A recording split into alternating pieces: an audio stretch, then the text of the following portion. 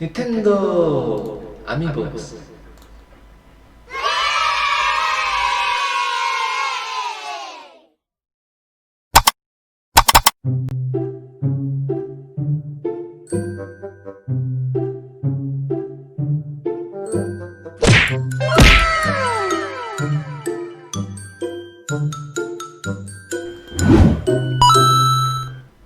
Hello everyone, welcome to this video. In this video, I'll be reacting to one of the early uploads from the YouTube channel The Game Theorists. I'm a huge fan of their work. I hope that you will enjoy this video as well. This video is about Nintendo, so yeah. Anyways, let's start. I'm a huge fan of their work, and yeah, 2016, right? So I think it's around 5 years ago. Let's start. Pop quiz. Which company is trying its hardest to keep Nintendo products out of your hands? Microsoft? Huh, good guess, but no. Sony? Nope. Try again. Give up? It's Nintendo. Oh, which company is trying the hardest to keep Nintendo products out of your hands? Nintendo! What? What?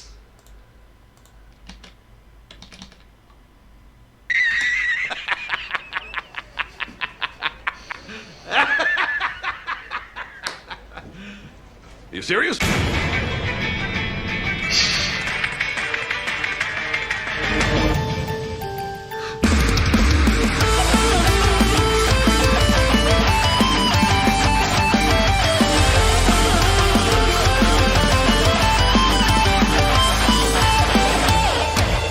Hello, Internet. Welcome to Game Theory. Hello Internet, welcome to Game Theory. Hello! Where I spend more time looking at gaming industry statistics than a Tinder dater analyzing text messages. She said okay, but she actually wrote it out like O-K-A-Y instead of just the letters okay. Does that mean she's into me? If only there were a YouTube channel that would teach me about dating. Oh yeah. Anyway, we're overanalyzing Nintendo today, and we've got a lot to cover, so let's get into it. If you've read any gaming blog or media outlet over the last 2 years, you've heard about the infamous Amiibo shortages. If you've never heard of Amiibo, you've probably never watched this channel then before. So if you took a wrong turn at Tyler Oakley and can't find your way out, let me catch you up by saying that Amiibo are the biggest gaming peripheral phenomenon of the last decade. They're toys, they're collectibles, they're DLC, they're adorable, and yeah, some are made of yarn. They sync up with all your favorite Nintendo games to add special features, and they're such a huge hit because they're functional enough for serious players, but so easy to use that kindergartners eat them up. Well, hopefully they don't. That would mean that they cause choking hazard. But in addition to all that, they've also been one of the most infuriating Nintendo products in history. Because ever since Nintendo released Amiibo in late 2014... Oh my god, late 2014, that is so long ago. That's like what, 7 years ago? Wow! No way. I'm not gonna win. Oh.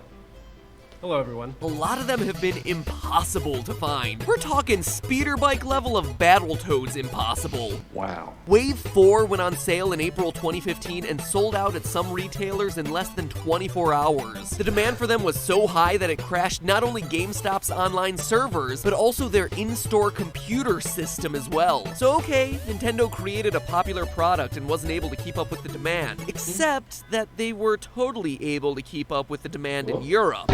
Photos of stores in Germany during the shortage showed shelves. Oh, that is a tongue twister. Shortage showed shelves. Shortage showed shelves.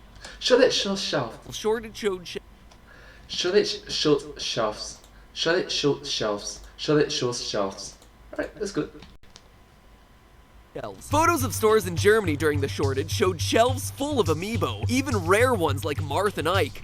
Yeah, nailed it. In fact, a lot of the scalpers reselling on Amazon and eBay are European because Amiibo are just much more plentiful there. So what gives? I mean, it's not like Nintendo would screw over its biggest customer base by undersupplying the market on purpose, right? Well, clearly if I'm asking you that question, you know the answer is gonna be yes. Seriously, you guys know how this channel works already. Unless you're one of those aforementioned Tyler Oakley stragglers, in which case, hey, thanks for sticking around this long. Appreciate the retention time. In short, there are two major parts to this Nintendo Nintendo conspiracy theory. 1. Nintendo's response to the whole Amiibo shortage has been pretty fishy. Nintendo's apologized a number of times for the shortages, and that's all well and good, but they were really slow to resupply the US, creating a rampant black market for Amiibo like Little Mac, Fox, and Captain Falcon. Wait, there's a black market for it? What? There's a black market for it?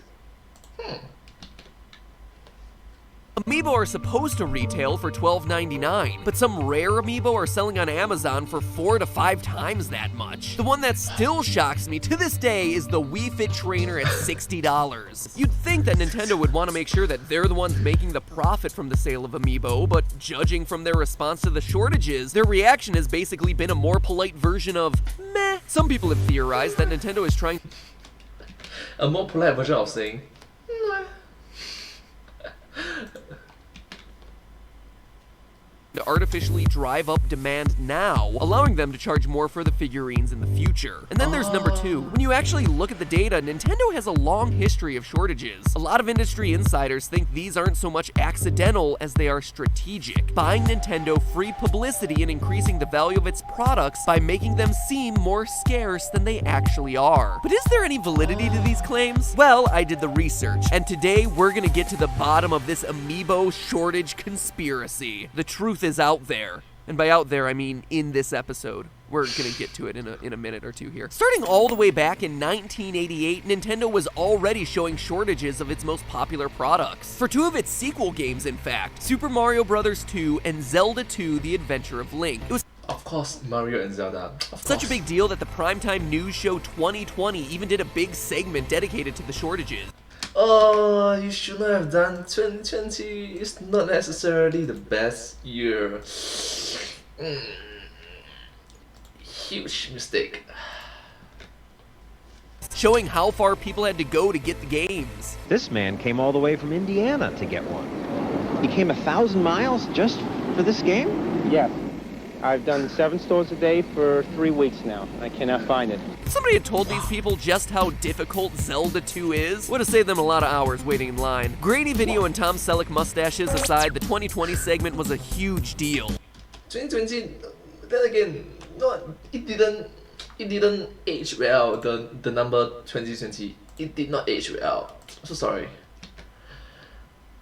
Remember, this is 1988, a 10-minute story on primetime television, but maybe it was just a coincidence. I mean, how was Nintendo supposed to know what kind of buzz its products would have? This was still the early days of video gaming, and they didn't have the benefit of the rational, calm perspective of Reddit to guide them. But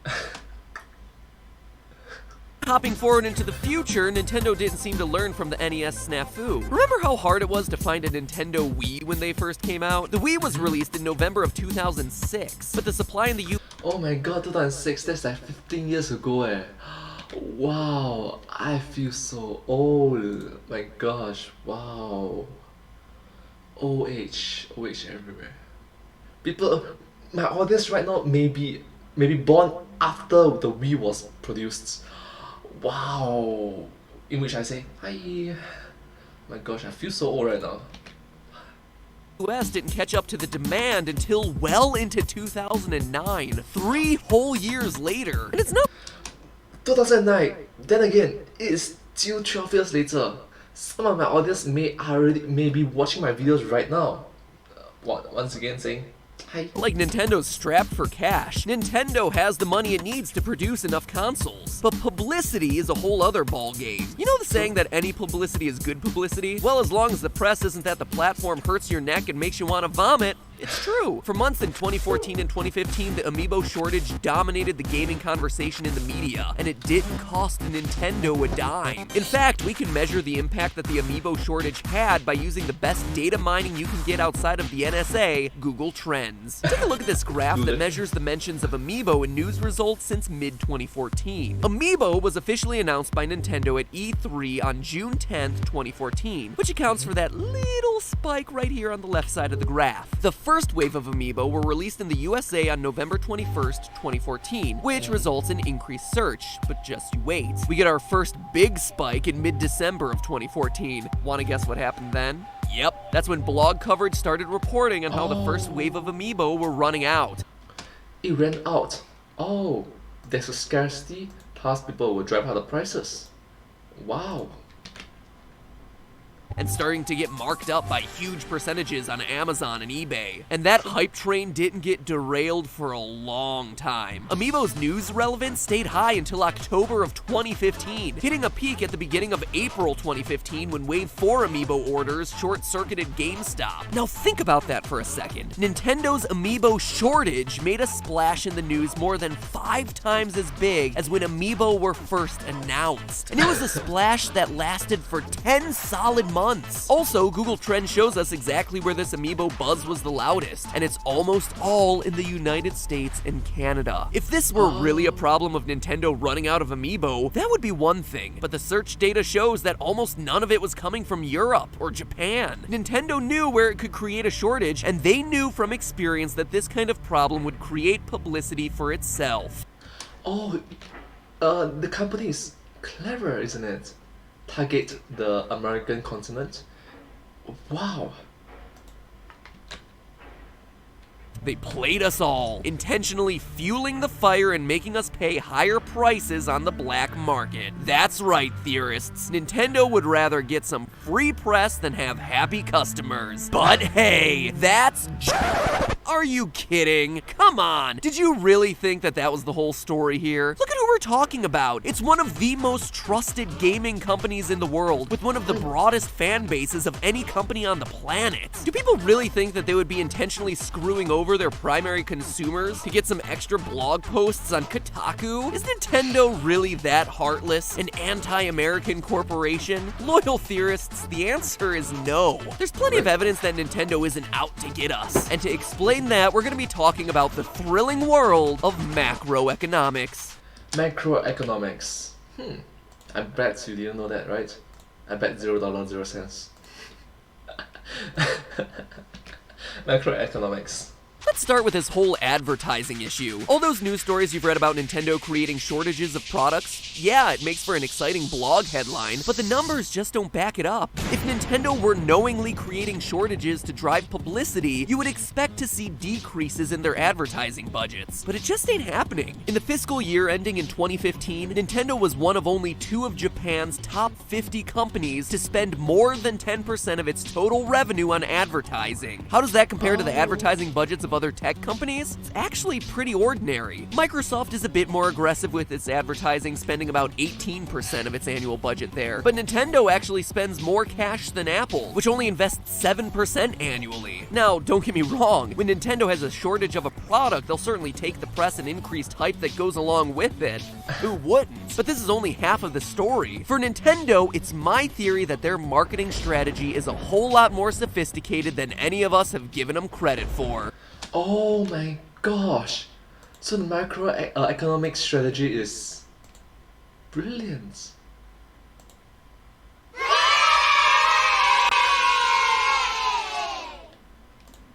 Wow. Now, all those news articles about Nintendo trying to artificially increase demand for its products through shortages are just plain wrong. It's not how economics work. Macroeconomics, you mean like economics for That for ants? isn't even how the idea of demand I adhere to the law of supply and demand. You supply the treats, I demand more. works. For those of you who haven't taken an economics class, congratulations, you probably took something a lot more fun in high school. But now it's time to figure out what's actually happening here. We all know that economics is based on the laws of supply and demand, but the thing to I got some candy. Supply. Shut up and take my money. Demand. remember is that these two concepts are independent of each other. Demand depends on a product's price. Generally speaking, the lower the price is, the higher the quantity that people are willing to purchase. When people talk about a demand curve, this is exactly what they're talking about. I mean, think about it, it makes sense. When something is free, most people will take it. It might be the most hideous free t-shirt in the world, but damn it, I'm taking it and wearing it around the house, okay? What's in that Trader Joe's sample cup? I don't know and I don't care. It's free and and it's getting shoved in my mouth hole. Nom nom nom. Likewise, the higher the price goes, the fewer people are going to buy. Oh, I'm sorry, is that a $500,000 car with a gold-trimmed engine? Yeah, I'm gonna pass on that one. Thanks, though. Compare that to the supply curve, which goes in the opposite direction and functions separately. When sellers can charge a higher price for a given item, they're gonna choose to make more of it to increase their profits. In the ideal system, the price of anything should be determined by where the supply and demand curves cross, which is called the point of equilibrium. The point of equilibrium for supply and demand. Wow, learned something new today. And that is the reason why I like this kind of videos from the YouTube channel The Game Theorists. Do support them. Why am I saying so fast? This should be on the outro. Anyways, let's continue. For electronics and video games, we don't have any price caps in the US, so we can consider Nintendo to be acting pretty much in a free market. With that being true, shortages of Nintendo products are a result of not meeting equilibrium. And somewhere in Pawnee, Ron Swanson sheds a single manly tear. But what does that tell us about Nintendo creating shortages? Well, what the media and most online discussions about Nintendo are getting wrong is that they're not undersupplying the US with products, they're underpricing the US. But here's the real twist. They're doing it on purpose. In economics, there's a difference between demand and quantity demanded. A gander at our supply and demand curve. So learn something new again. So it's like supply and demand, and there's a quantity demand. Shows the difference. If a Nintendo game comes out and it's terrible, say it's Ouija's Birthday Surprise, no one wants to play it. This is when demand falls and you can see the whole demand curve move to the left. No matter what the price is, fewer people want to buy the game because it sucks. It's not that it's it's just that it didn't perform as well as we thought it would be. Yeah.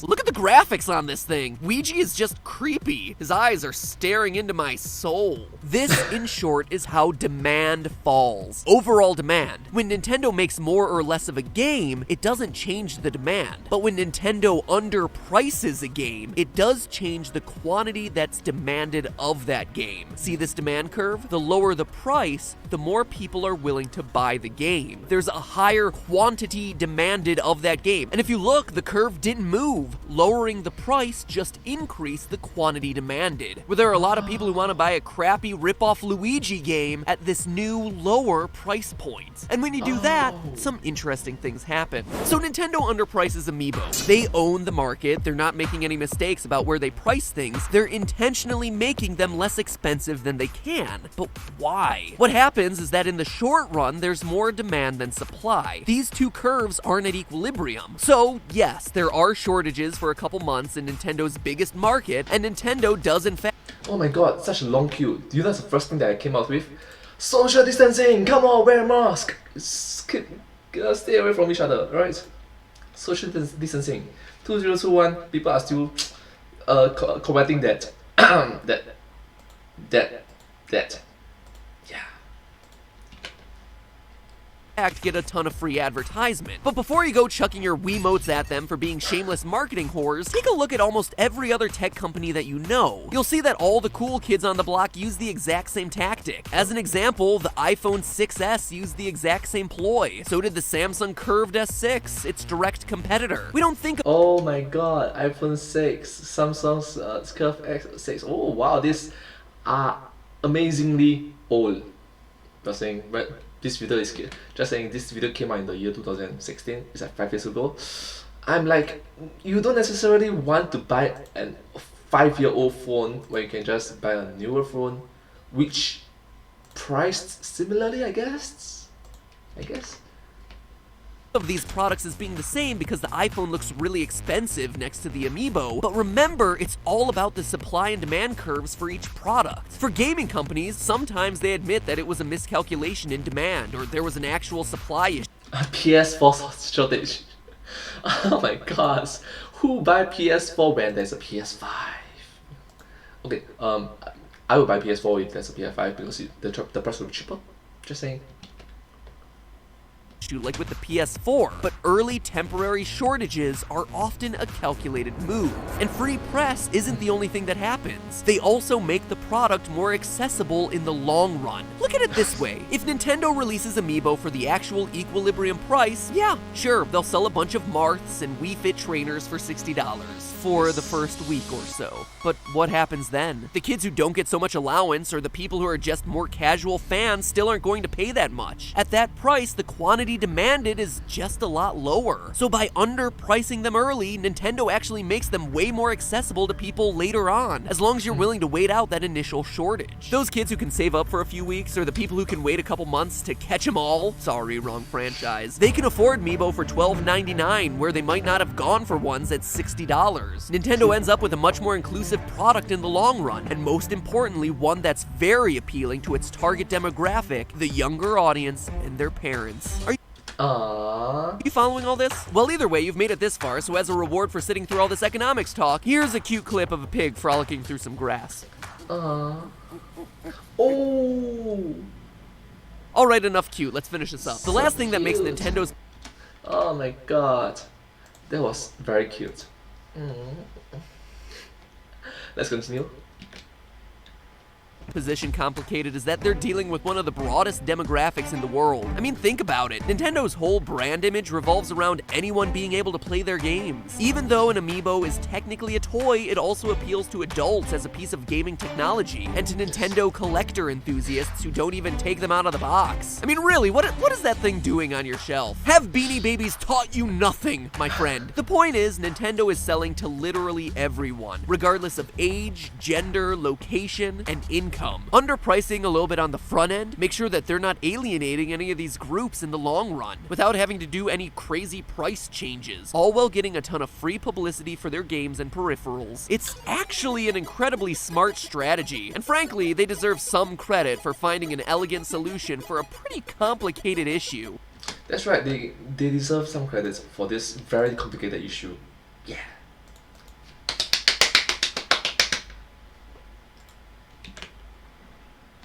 Tip of the theorist cap to you, Nintendo. Not just because your marketing plan works for you, but ultimately because it makes Nintendo stuff more accessible to gamers in the long run. Is it frustrating to not be able to get Amiibo right away sometimes? Yeah, absolutely. But knowing a little bit more about the reason why the shortage is happening, and what it's doing for the benefit of gamers of all ages, hopefully gives you a little bit better perspective on the decisions Nintendo is actually making. But hey, wait, before I go, have you ever wanted to be a part of Game Theory? Sorry, Game Theory. Well then, you should follow me on Twitter, at MattPatGT, MattPatGT. Never actually talked about my Twitter account on YouTube, so now seems like a good time. Not only do I attempt to say Shoot, stuck at a shoot, so no GT live today. But here's with me a curly straw because curly straw makes everything better. funny stuff that you can repeat to your friends and look really cool and take cute pictures, but I also ask you things that'll appear in future episodes of the show. In fact, the next episode incorporates data I got from Twitter followers and GT Live viewers. So it's pretty cool stuff if you've ever been interested in being a part of the show. So yeah, MattPatGT. Hopefully I'll see you there. But hey, that's just a theory. A game theory. Thanks for watching. And now some quick end slate stuff. If you're But hey, that's just a theory. A game theory. Thanks for watching.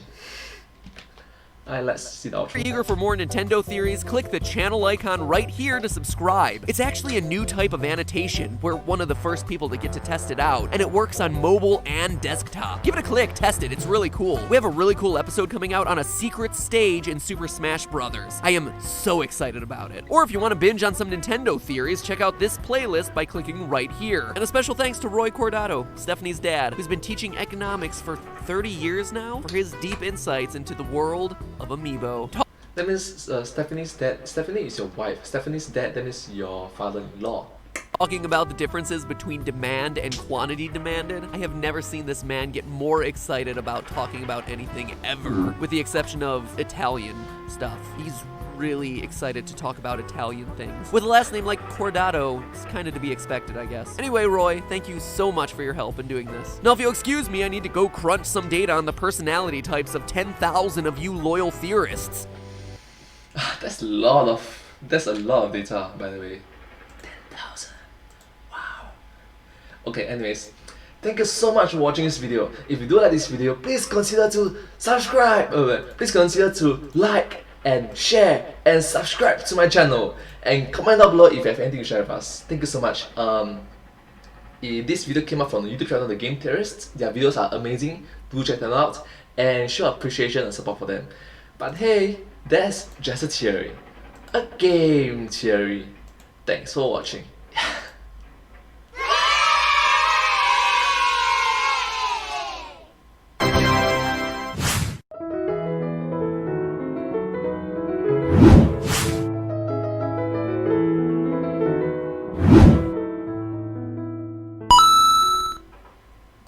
Yeah, thanks Nintendo too.